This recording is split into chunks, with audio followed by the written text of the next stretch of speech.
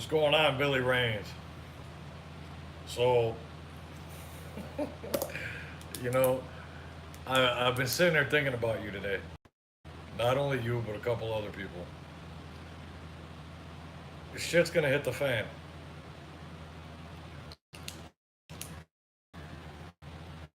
What's going on, Nip? Nip, you're gonna shit. Trucker Al made a big decision. But I have my reasonings for making the decisions that I do. So, let's start by saying this. You guys know that if you watched the last video, that I got. So, the challenge was for me to get the load there by Sunday morning. So, sure as shit, 9 o'clock Sunday morning, I rolled into Fontana, California. They turn around and schedule the load for 8 o'clock at night. So now that screwed me up because I know this business quite well. And with me knowing that, me doing the delivery on a Sunday night at 8 o'clock, I'm going to get my 10-hour break during the day. When I start my clock, I'm going to go do the delivery, which only took them an hour and a half. I was 7 miles down the road from it. And they couldn't give me another load out. So now I sat all day long, started my clock, did the delivery, and shut down. So they tell me that, now, mind you, I'm in Fontana, California. The Petro, the TA, no matter where you go, it's paid parking. So when I parked at the Petro Sunday morning, from 9 o'clock till 7:30, they charged me $20 to park there. It's fucking ridiculous.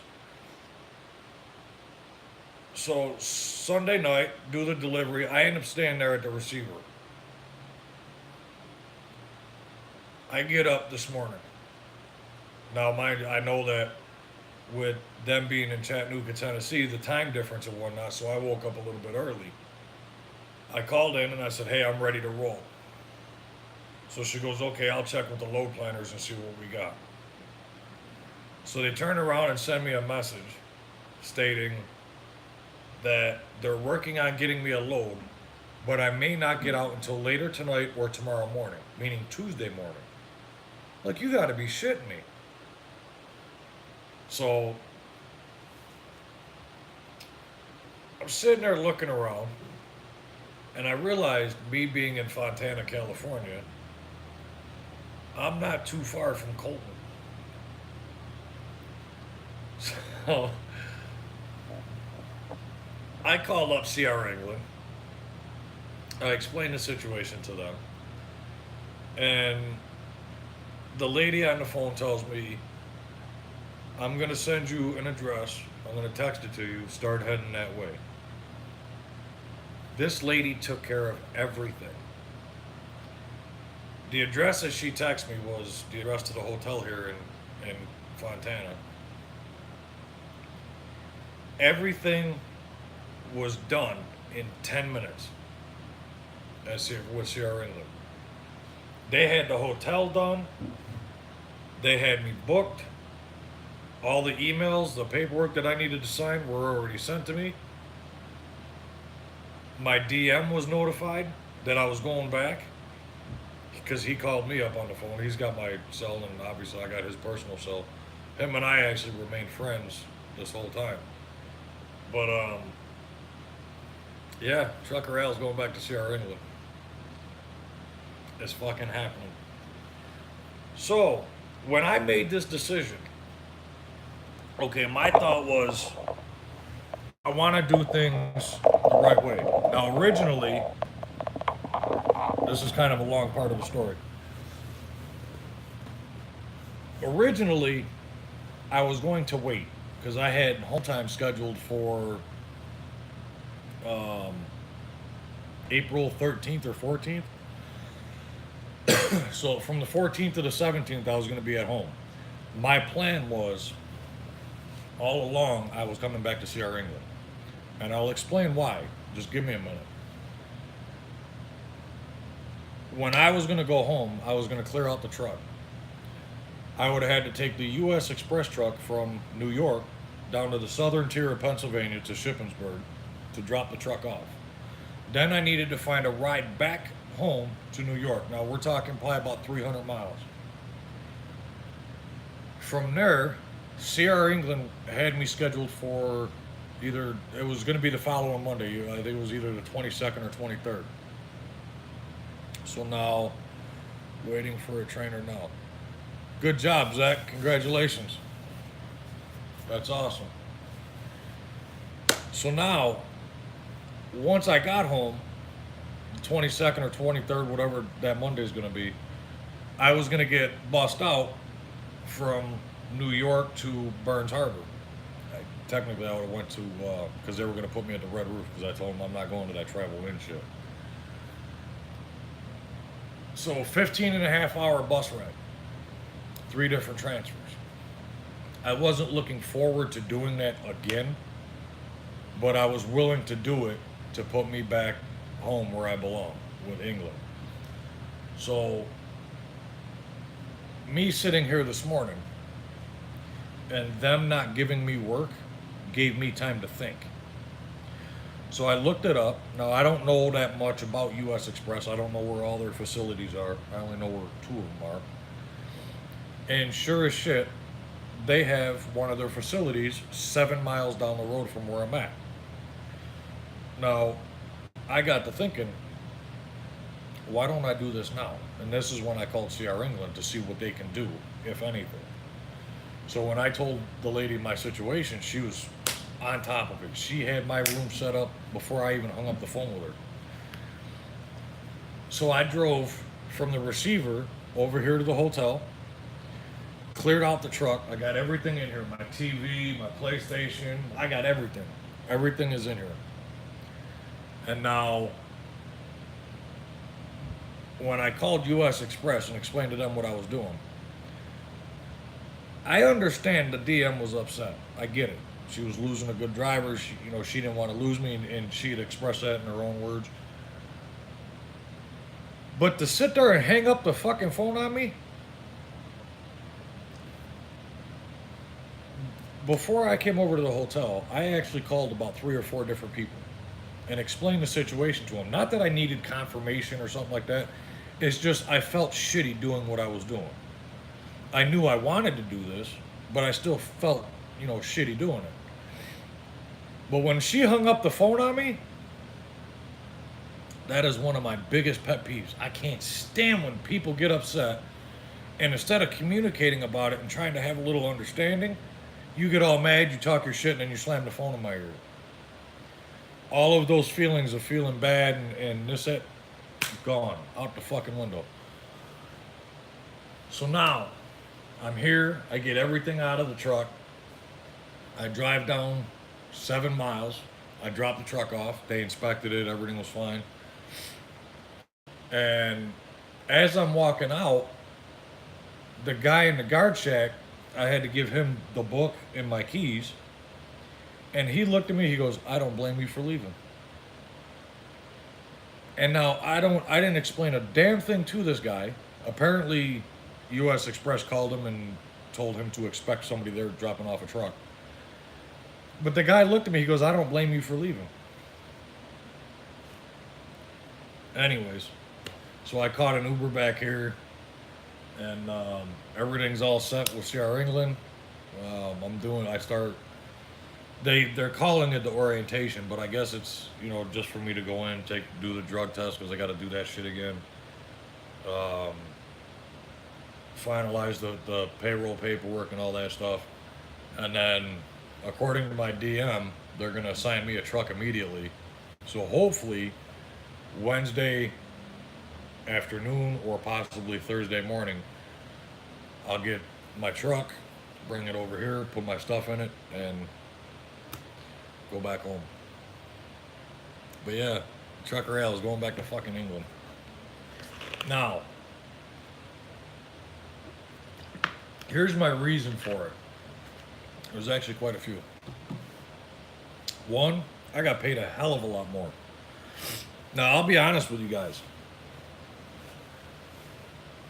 After, if you guys have watched the videos, you guys know that I had some major truck issues when I first started here at US Express.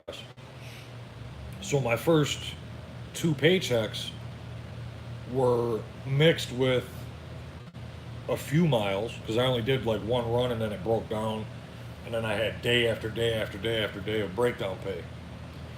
So me trying to determine exactly what I'm going to make here at US Express was very difficult at that time. So once I got my new truck, I got a whole week worth of just mileage. No BS pay, no, breakdown pay, none of that crap. It was straight the miles that I drove.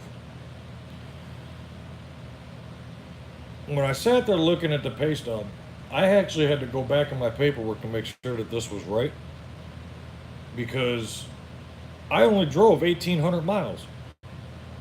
Now, it was right, but it's because of those runs that they were giving me. Like I said before, I'm only getting 300, 400, 500 mile runs. So in my head, it's like, man, I did all this work, dropping this trailer, picking this trailer, completing this run. One time I did 2 runs in a day. I'm sitting there looking at the paperwork, matching it with the pay stub, and it was accurate. My net pay, what was deposited into my bank account, was $640. You want to talk about being pissed? I can't tell you the last time I brought home a $640 paycheck. That is, hell no. So that's when I started getting on my DM about getting me more miles, because I was going to leave them. So that's when I did a couple more runs. I did the one up to Michigan, then the one from Michigan to Edwardsville, Illinois, and then from Edwardsville, Illinois out here. So this one will be a little bit more. Now, after my DM hung up on me this morning,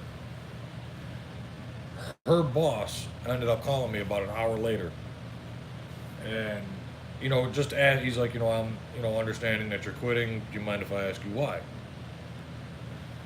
So now I explained to him in detail everything from the start, from the trucks breaking down, from my paychecks, from the mileage.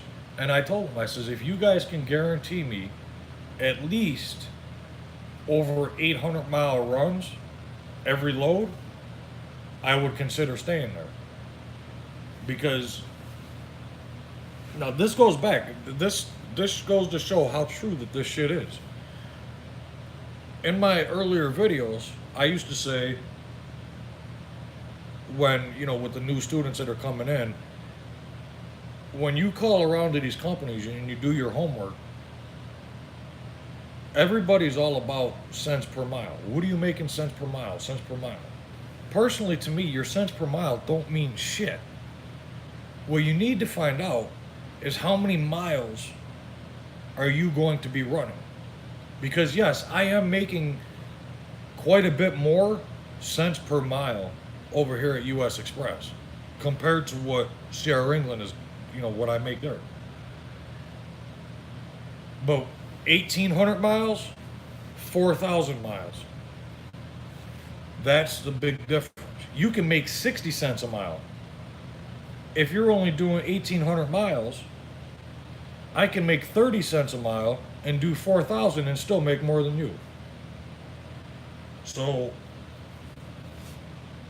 that was one of the big factors is the mileage. Sierra England is basically going to take me and put me exactly where I was. The only difference is the truck. Obviously, I'm not going to have the same exact truck, which is fine. I want that truck anyway. But, they're putting me on the same fleet. As soon as I get the truck here, they're going to give me a load from California heading back to the East Coast. And then I'm going to start doing the runs from Hershey, Pennsylvania to Laredo, Texas. and then from Laredo back up to Hershey. If there's no runs for the Hershey account, then they'll route me wherever the next load needs to go. But I'm guaranteed mileage. Couple other things that I'm gonna get into as far as at SCR England once I get in and get things settled down. Um, Nip and Billy, you guys know that. Nip, what's the biggest thing at Sierra England? The biggest complaint as far as nights and weekends go?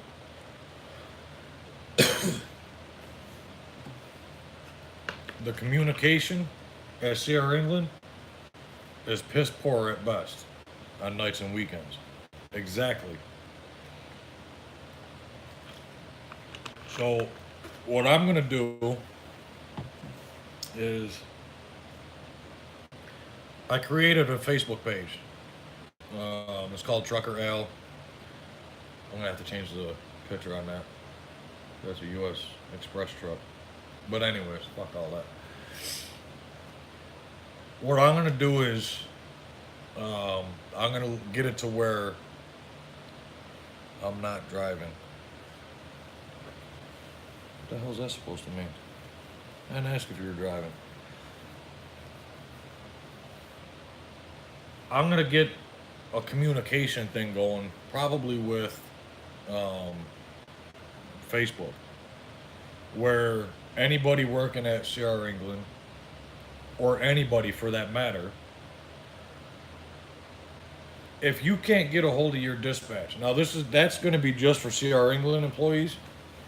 If you can't get a hold of your DM, can't get a hold of dispatch or something like that, and you got yourself in a situation you don't know how to handle it, I'm going to try to open myself up a little bit to where you guys can get a hold of me, whether it be a text message on my phone or a Facebook message, something like that. This way I can at least, put you in a better position, whether, help you out through the matter. If you got a question about, what macro do you send out for this, that, or the other. If there's something that I can help you out with, I'm going to try and open myself up to people, at Sierra England for that. As far as like anybody else, if they got questions or something like that, I'd be more than happy to answer them. But if you're going to send me a message on Facebook and say, hey, what does Prime pay? Dude, I don't fucking know. So, I'm going back home. And I gotta tell you, I've been doing a lot of thinking about this. And I mean, I'm losing sleep at night. I just can't wait to get the crap over with and get back rolling with an England truck. I was talking to one of my students today. I just want to be a trainer so I can make bank. Well, I will tell you this. I was the same exact way. When I first started at England, the trainer that I had, he showed me his pay stubs. And, when he's netting, $2,000, $2,200, $1,800, these are his take home pay. And it was week after week after week after week. My exact words to him is, that's exactly what I want. So that's what I did. I did my training through England. Went out with my teammate. Luckily enough, after about a month of teaming, I had convinced Sierra England to give me my own truck because I had a lot of trouble sleeping with somebody else driving. But in the back of my head, I was like, I want to be a trainer. I mean, how fucking hard can it be? So, and yeah, Nip knows. Nip was a trainer over at England. He'll tell you right now, you'll make a ton of money. But I will say this. And I want you to come back here in about, let's see, if you just started Sierra England, they're going to tell you you need to work for at least 6 months. You could take your TTT course at 4 months and you'll become a trainer and get trainer pay in 6 months. Chances are on your 5th month, this is what they did with me. On my 5th month, they called me up and said, "We want you to become a trainer right now." So I got my trainer pay and became a trainer 5 months in. I was, hell yeah, let's go, let's get this money. So I started taking students. Now, the first couple of students I had, they were all right. I heard you become a trainer in 3 months now, but I don't think it's true. That I haven't heard, but I do know that CR England is hurting for trainers. I don't think it's going to be 3 months. If it's 3 months, then personally, I think they're fucking crazy. Hell, you're still going to be learning in 3 months. But hey, more power to you. If you could do it, have at it. But I will tell you this. You're going to... Zach, you're going to become a trainer. And I give it... If you can make it past 6 months of training, you're a stronger man than I am. The students that you're going to get, and it's giving me a headache just thinking about it. 3 years and I'm still learning. Right. I'm still learning. What the hell was it just the other day? Oh! I don't recall. Nip, correct me if I'm wrong. In the CR England trucks, say you're going down a hill and you're using the engine brake, I have never seen a truck where when you got the engine brakes on, that the brake lights come on. I noticed that the other day in the US Express truck. I was going down a hill, going through into out of New Mexico into California. It was probably 3 o'clock in the morning. It was a 6% grade for 4 miles. I dropped the engine brake down to 3, and all of a sudden my brake lights come on. And they stayed on all the way down the hill. Now, I stayed at about 64, 65, all the way down this hill, and the brake lights were on the whole damn time. So I remember, doing these hills, and I see people, other people's brake lights on, and it's like, look at this fucking idiot with his foot on the brake all the way down the hill. He's gonna burn his brakes out. It turns out they're not even doing. I've never noticed a truck where if you're using the engine brakes that the brake lights come on. I've never noticed that before. So see, I mean, all the year now I've been driving commercial vehicles for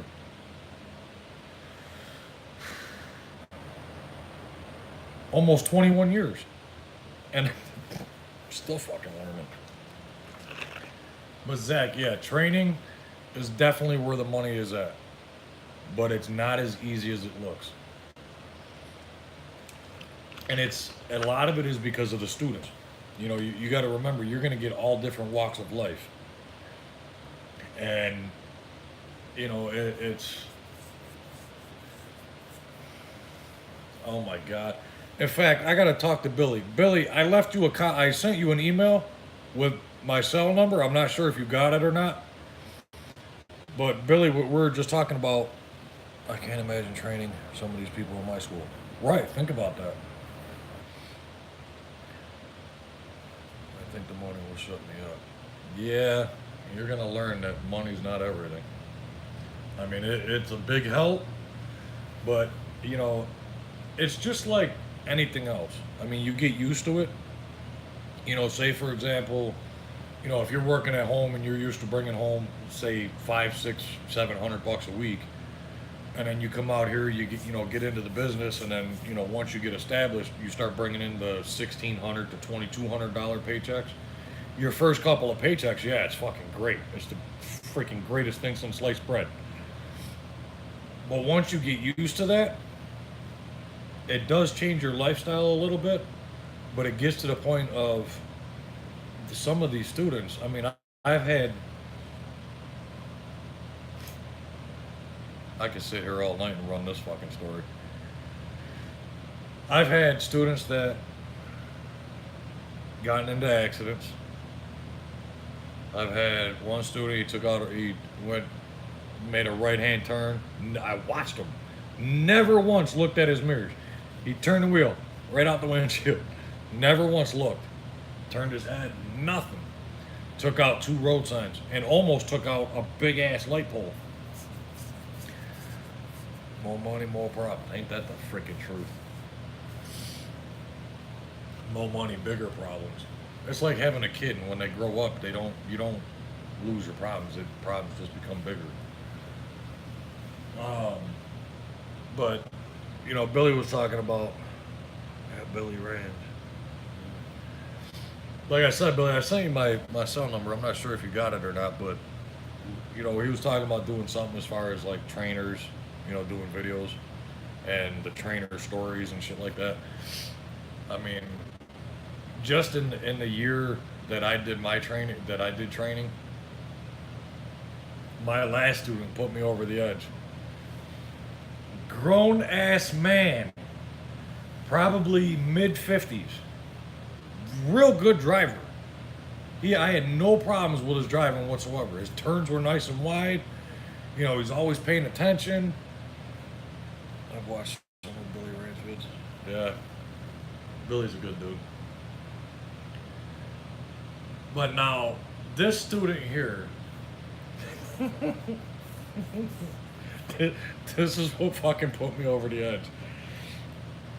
Here I got a grown man, like I said, mid 50s. He was from Florida. And everything was going fine. All of a sudden, one day he woke up and he's like, man, I got this crick in my neck. And, he's popping aspirin left and right. About a day goes by and he's like, oh, my neck's getting so much worse. And now at this time, I'm driving. We're in Tennessee. And he's telling me about how where we're going is 5 minutes from his son's house. So we get to the receiver. He's back there sleeping. And I woke him up because when I go in to talk to, the customers, I have my students come with me so they can learn how to talk to these people, what to expect, and how they do the paperwork and signing in and this, that, and the other. So I woke him up, and he gets up, and I let him wake up for a few minutes before we went in.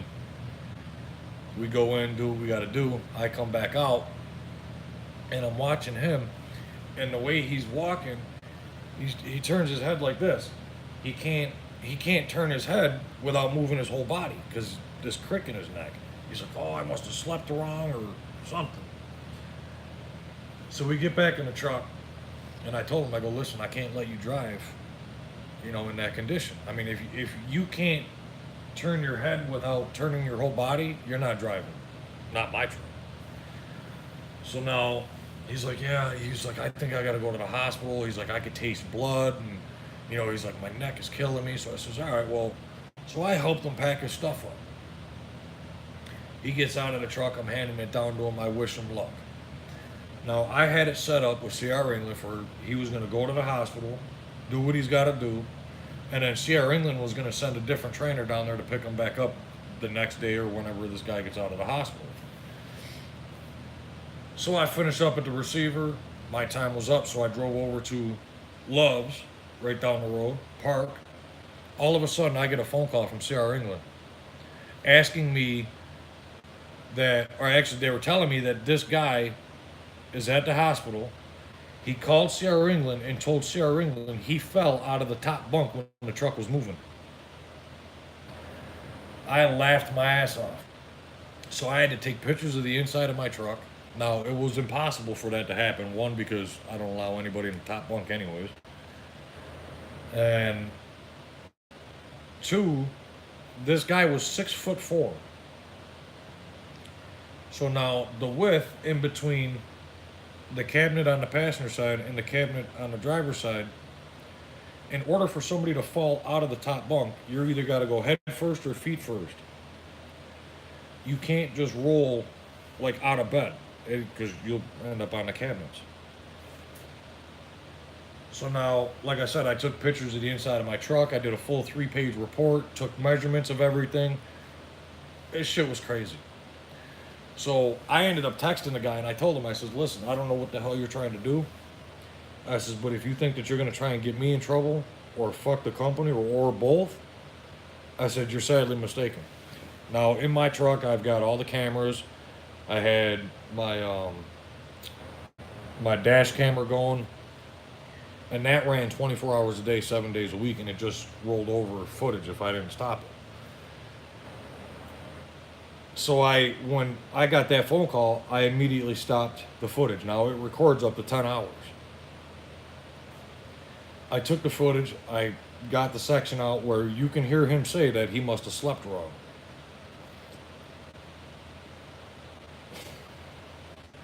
Pretty much what he tried to do is make a workman's comp case out of it. And I'm thinking to myself, here, this guy is 55 years old, lying through his teeth. Now he's only worked at Sierra England a week and a half, and you're trying to screw over the company. I mean, really? Ain't you grown out of that shit yet? So I had sent him a text message, and I told him, I says, listen, these are the photos I got. This is the report I got, and I'm also sending in the SD card, stating that you got this from sleeping wrong, not from falling out of the top bunk. He ended up calling up CR England 10 minutes after I sent him that text. He called up, he goes, hey, just so you know, I was lying and all that. He admitted to everything. They fired him on the spot.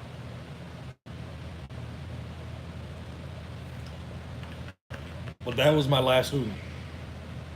That did it in. And I swore, I said, that's it. I'll never that training shit again. Once you get a taste of, when you have somebody in your truck, all the time, whether it's a teammate or, student, one student after another, and then you finally get that taste of freedom, running solo, you'll want to stay solo. It's a lot less headaches. I mean, yes, it is, a little bit less money, but the money that I make running what I do at CR England, it's more money than I've ever made, even running solo. So I'm all right. I'll be perfectly fine going right back to where I was, comfortable, doing between 3,000 and 4,000 miles a week. I'm good. Yeah. So that's that. I still can't get over the fact that bitch is having a phone in my ear, though. I mean, here you're supposed to be, the driver manager. You're supposed to represent the company you work for. And now you take something like this personal and get upset with me and then hang up on me? That doesn't say much. Not only about her, but the company itself. But like I said, once her boss called me and told me that, the 400 and 500 mile runs, that's normal, I knew right away that I made the right decision. But like I said, I mean, the fact that, I ain't got to worry about bringing this truck back to them. I ain't got to worry about a Greyhound ticket, 15 and a half hour bus ride. I ain't got to worry about that though. I'm already here. So this actually worked out perfect. Yeah. Hey Billy, I don't think you ever answered me. Did you ever get my cell number? I don't know if I can go back and read these. Oh, there we go. How many hours do they let the students drive a day? It's just no different than your schedule. They could drive up to 11 hours. Now, what I used to do is, for the first 2-3 days, I'd leave it up to them. But after 3 days, I mean, sometimes it's going to take a little getting used to. I mean, their nerves are shot the first couple of days, so I let them do what they're comfortable with. But after 3 days, you're running your 11 hours, period. Because the less they do, the longer they're on your truck. So no, hell no, you're running your clock. And very rare is your hours going to match their hours. So if they happen to run out of their 70 before you do what's called a rolling restart. So pretty much you're gonna drive, then you guys will shut down for your 10 hours. You'll drive again, and then your student can start driving again. That'll complete their 34-hour reset. So this way you're still moving, and they're gonna get their reset.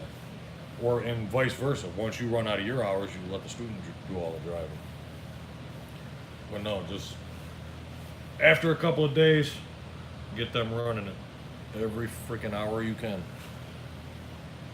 Because that's just faster. They get off the truck.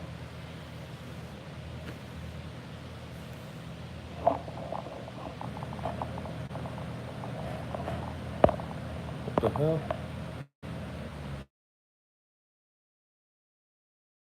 I don't know what the hell just happened here. I lost the YouTube. Oh, here we go.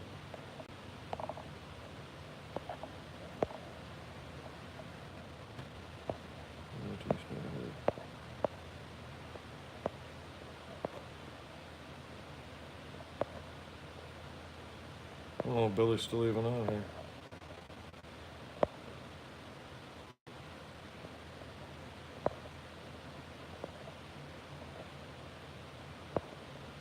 Billy, or not Billy, Zach, what school are you at?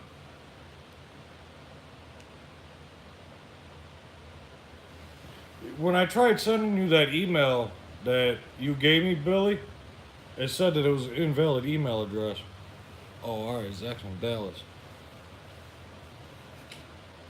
Alright. Actually, I've never had a problem with any of the students that I pulled out of Dallas or Conley, Georgia. All of my problem students came out of Soho. Now that I think about it, I had one out of Salt Lake City. He was a damn good driver. The two that I took out of Dallas were perfect. I had no problems with them whatsoever. Georgia,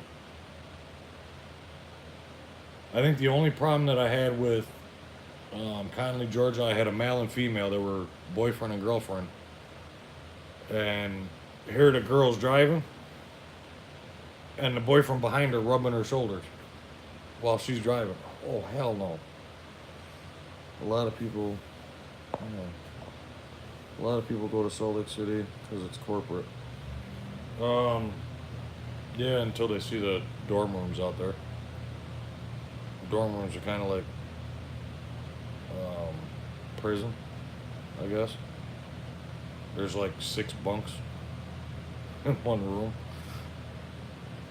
I mean, it is a nice place out there. They got the restaurant, which the food is slamming out there. The movie theater and all that shit. They let you train a man and woman together. Yeah. Yeah, they were boyfriend and girlfriend. You can train whoever you want. Male, female, just females, just males. I typically wouldn't take, I never had just one female in my truck because I'm not fucking playing that bullshit. I was married once, so I fucking know better.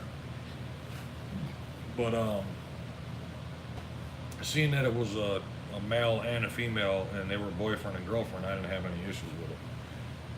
But she didn't want to drive. She can only do about 4 or 5 hours a day. And then, she's always talking about her back and her neck hurting her. And then what ended up happening with that is she was quitting. Because I kept getting on her about driving. So she said, fuck it. She's like, she goes, I'm done driving. I'm not doing this. I can't do this as a career. And so it just wasn't cut out for her. So when she quit, instead of letting the boyfriend continue on, because this is what he wanted to do and he was good at it, she made him quit too.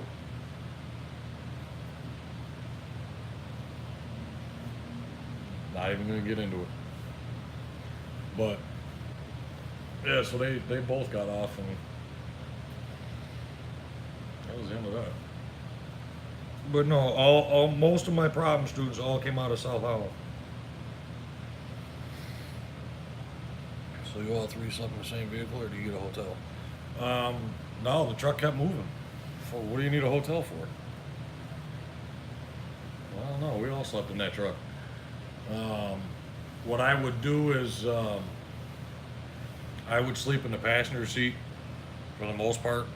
Sometimes I even laid down on the floor because there is enough room. You know, whoever they can, I let them have the bunks. And so, like, he would be sleeping, she would be driving. I'd either be in the passenger seat or on the floor. And, you know, when she got done driving, those two swaps, I stayed right in the passenger seat. If we ended up, like, on a long layover at a receiver, sometimes we got there, like, crazy early, 4 or 5 hours early. I would go up in the top bunk and stretch and take a nap up there. But, yeah, for the most part, it's sleep in the passenger seat.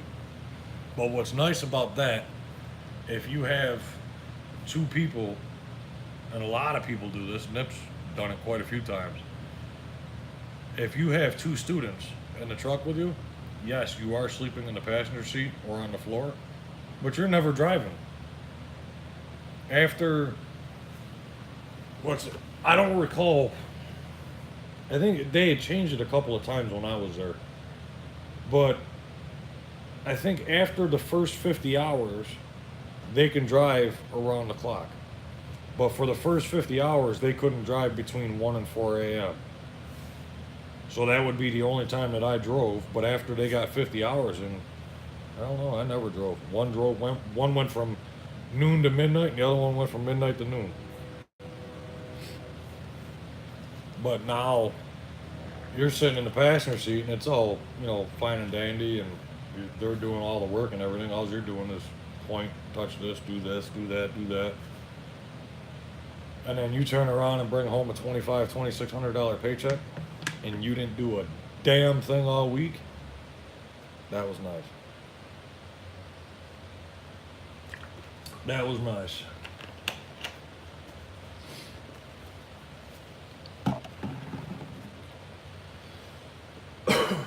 Well, gentlemen,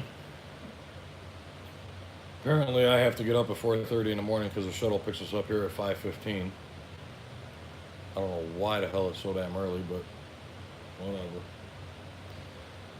But I'm gonna relax a little bit, get some rest, and start my day at CR England tomorrow.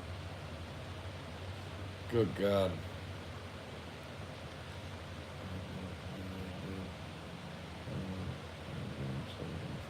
Hell yeah. Yep. Oh shit, I had my iPad. I was making a lot of videos. I did a lot of Facebook Live videos back then.